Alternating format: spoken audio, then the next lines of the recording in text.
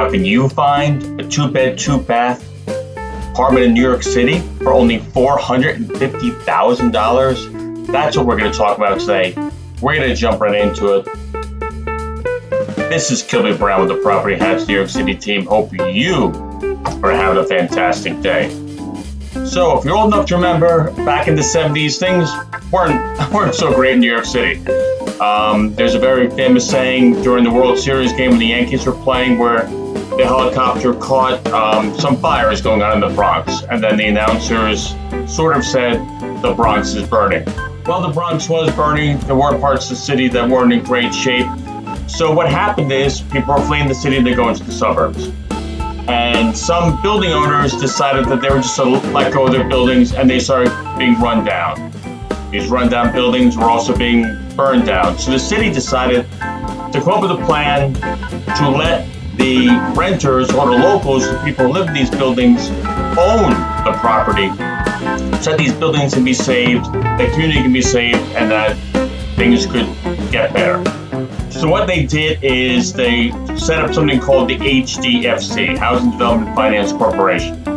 And they initially, believe it or not, I believe sold these units for $250, believe it or not.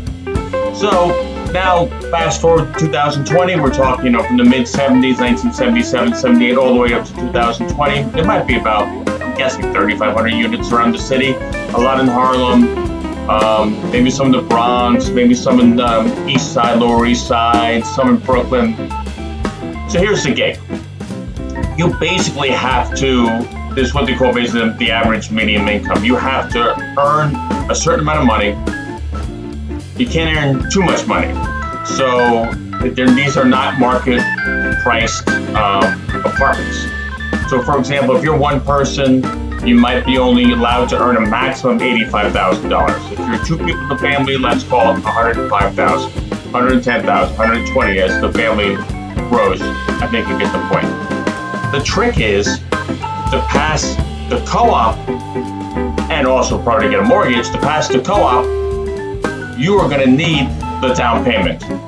So for example, if you make $45,000, $50,000, $55,000 a year, you might have enough money to make your monthly payments, but you're still going to need the down payment. So you might meet the threshold from the HDFC, but you're still going to need the down payment. So what happens? I don't know, maybe you had a job, maybe you had a corporate job, maybe you were on Wall Street, maybe there's some family money, maybe you're an artist, maybe now you're a teacher or a social worker, and you make less. But there's some way you can get a hold of that down payment. So if you can get a hold of that down payment, if you can pass a co-op board, then maybe you can get into this building. A couple things about these buildings. Generally, they're older buildings. Well, a lot of that stock in New York City are older buildings. Some are elevator buildings. A lot of them are walk-ups. They're not doormen. They're not fancy. The people who live in the buildings have lived there mostly for years.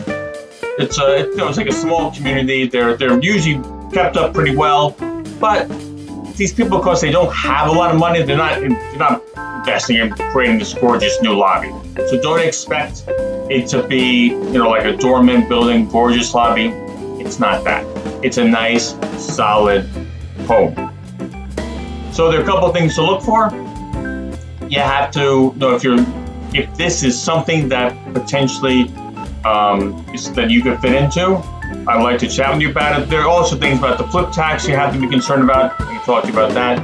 There are also things that some of these places ask for a very large down payment, 50%, and sometimes even all cash. Because you have to go through the process of being approved by the HDFC, and you also have to go through the process of being approved by the co-op board, and you got to go through the process if your financing to be approved from the bank. And a lot of people start the process, they go in, they say, they make an offer, and they don't exactly realize all the steps that are involved. And eventually they realize that they can't, either they don't have the down payment, or they make too much money, or they're not going to get approved, and the deal falls apart. So what happens is the owners, they hear these stories, and they're not interested in, they basically get dissuaded from having these people come in and start the whole long process, and then 4, 5, 6 months down the line, the whole thing blows up. So they say to themselves, no, I'm not doing this anymore. If you want my apartment, I'll sell you my apartment, but it's going to be cash. So I have a longer article in my LinkedIn profile, and that gives links to some of the stuff in the city.